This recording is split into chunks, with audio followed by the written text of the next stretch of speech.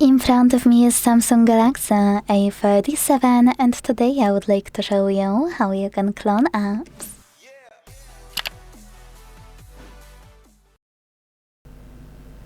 First of all, go into Settings and scroll to click on Advanced Features. Now you need to scroll again, this time to tap on Dual Messenger.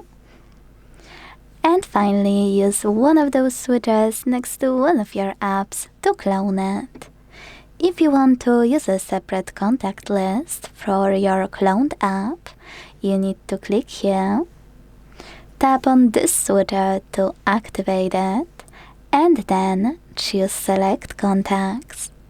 Now, to create separate contact list, hit Add at the top right corner and click on all of your contacts you wish to add. Then select Done, also at the top right corner. If you don't want to use separate contact list, you need to use the same switcher, or if you never activated this feature, you will still need to click OK in this pop-up. Use your regular contacts. Now let's get to cloning.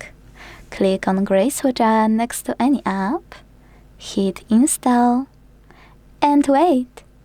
So when I go back to check it out, I can see that WhatsApp was successfully cloned.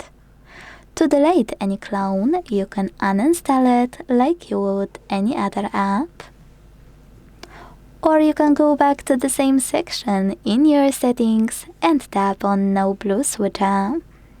Then confirm choice in the pop-up and wait.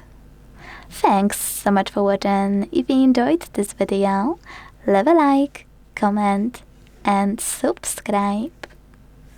Bye!